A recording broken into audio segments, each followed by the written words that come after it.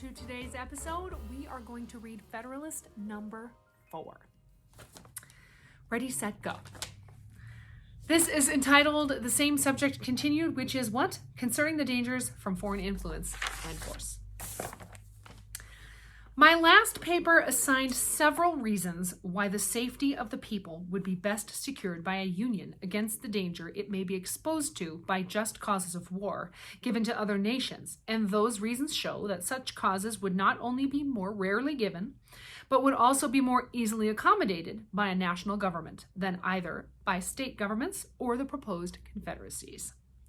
But the safety of the people of America against dangers from foreign force depends not only on their forbearing to give just causes of war to other nations, but also on their placing and continuing themselves in such a situation as not to invite hostility or insult. For it need not be observed that there are pretended as well as just causes for war. It is too true, however disgraceful it may be to human nature, that nations in general will make war whenever they have a prospect of getting anything by it. But nay, that absolute monarchs will often make war when their nations are to get nothing by it, but for purposes and objects merely personal, such as thirst for military glory, revenge for personal affronts, ambition or private compacts to aggrandize or support their particular families or partisans. These and a variety of motives which affect only the mind of the sovereign often lead him to engage in wars not sanctioned by justice or the voice and interests of his people. But independent of these inducements to war, which are the most prevalent in absolute monarchies, but which well deserve our attention, there are others which affect nations as often as kings. Some of them will, on examination, be found to grow out of our relative situation and circumstances. With France and Britain, we are rivals in the fisheries and can supply their markets cheaper than they can themselves, notwithstanding any efforts to prevent it by bounties on their own or duties on foreign fish. With them, and with most other European nations, we are rivals in navigation and the carrying trade. And we shall deceive ourselves if we suppose that any of them will rejoice to see these flourish in our hands. For as our carrying trade cannot increase without in some degree diminishing theirs, it is more their interest and will be more their policy to restrain rather than promote it.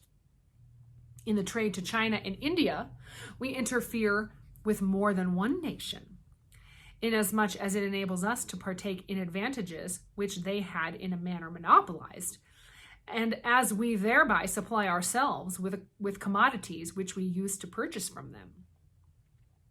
The extension of our own commerce in our own vessels cannot give pleasure to any nations who possess territories on or near this continent, because the cheapness and excellence of our productions, added to the circumstances of vicinity, and the enterprise and address of our merchants and navigators, will give us a greater share in the advantages which those territories afford than consists with the wishes or policy of their respective sovereigns.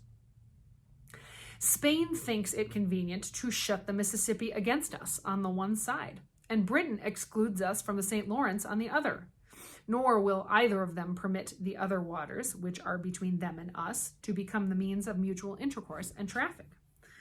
From these and like considerations, which might, if consistent with prudence, be more amplified and detailed, it is easy to see that jealousies and uneasiness may gradually slide into the minds and cabinets of other nations, and that we are not to expect they should regard our advancement in union, in power and consequence by land and by sea, with an eye of indifference and composure.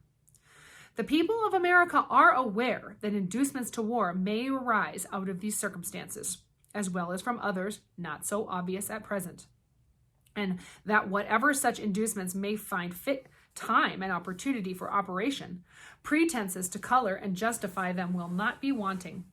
Wisely, therefore, do they... This is very small writing. Sometimes I lose my spot. Wisely, therefore, do they consider union and a good national government as necessary to put and keep them in such a situation as, instead of inviting war, will tend to repress and discourage it. That situation consists in the best possible state of defense and necessarily depends on the government, the arms, and the resources of the country. As the safety of the whole is the interest of the whole and cannot be provided for without government, either one or more or many, let us inquire whether one good government is not, relative to the object in question, more competent than any other given number whatever. One government can collect and avail itself of the talents and experience of the ablest men, in whatever part of the Union they may be found. It can move on uniform principles of policy. It can harmonize, assimilate, and protect the several parts and members, and extend the benefit of its foresight and precautions to each. In the formation of treaties, it will regard the interest of the whole and the particular interests of the parts as connected with that part of the whole. It can apply the resources and power of the whole to the defense of any particular part, and that more easily and expeditiously than state governments or separate confederacies can possibly do for want of concert and unity of system. It can place the militia under one plan of discipline, and by putting their officers in a proper line of subordination to the chief magistrate, will in a manner consolidate them into one corps, and thereby render them more efficient than if divided into 13 or 3 or 4 indistinct bodies. What would the militia of Britain be if the English military obeyed the government of England, if the Scotch militia obeyed the government of Scotland, and if the Welsh militia obeyed the government of Wales? Suppose an invasion. What would those 3 governments, if they agreed at all, be able, with all their respective forces, to operate against the enemy so effectually as the single government of Great Britain would? We have heard much of the fleets of Britain, and if we are wise, the time may come when the fleets of America may engage such attention. But if one national government had not so regulated the navigation of Britain as to make it a nursery for seamen, if one national government had not called forth all the national means and materials for forming fleets, their prowess and their thunder would never have been celebrated. Let England have its navigation and fleet. Let Scotland have its navigation and fleet. Let Wales have its navigation and fleet. Let Ireland have its navigation and fleet. Let those 4 of the constituent parts of the British Empire be under 4 independent governments, and it is easy to perceive how soon they would each dwindle into comparative insignificance. Apply these facts to our own case. Leave America divided into 13. Or, if you please, into 3 or 4 independent governments. What armies could they raise and pay? What fleets could they ever hope to have? If one was attacked, would the others fly to its succor and spend their blood and money in its defense?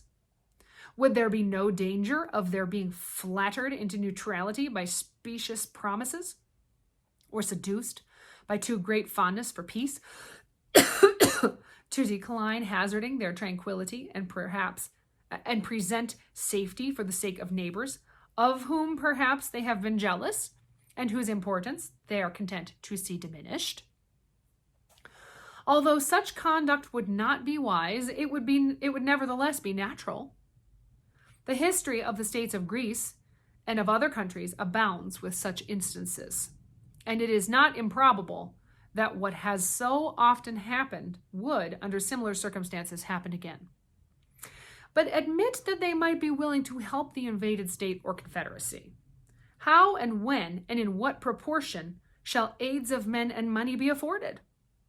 Who shall command the allied armies, and from which of the associates shall he receive his orders? Who shall settle the terms of peace, and in case of disputes, what umpire shall decide between them and compel acquiescence? Various difficulties and inconveniences would be inseparable from such a situation, whereas one government, watching over the general and common interests and combining and directing the powers and resources of the whole, would be free from all of these embarrassments and would conduce far more to the safety of the people. But whatever may be our situation, whether firmly united under one national government or split into a number of confederacies, certain it is that foreign nations will know and view it exactly as it is, and they will act towards us accordingly, If they see that our national government is efficient and well administered, our trade prudently regulated, our militia properly organized and disciplined, our resources and finances discreetly managed, our credit reestablished, our people free, contented, and united, they will be much more disposed to cultivate our friendship than to provoke our resentment. If, on the other hand, they find us either destitute of an effectual government, each state doing right or wrong as to its rulers may seem convenient, or split into 3 or 4 independent and probably discordant republics or confederacies, one inclining to Britain, another to France, a third to Spain, and perhaps played off against each other by 3, what a poor, pitiful figure will America make in their eyes? How liable would she become not only to their contempt, but to their outrage? And how soon would dear-bought experience proclaim that when a people or family so divide, it never fails to be against themselves? November 7th, 1787, John Jay. Thanks so much for joining me today. Come and see me next time where we read Federalist 5. Be blessed and stay free. Thanks for watching The Practical Patriot. Like and subscribe below. That's right.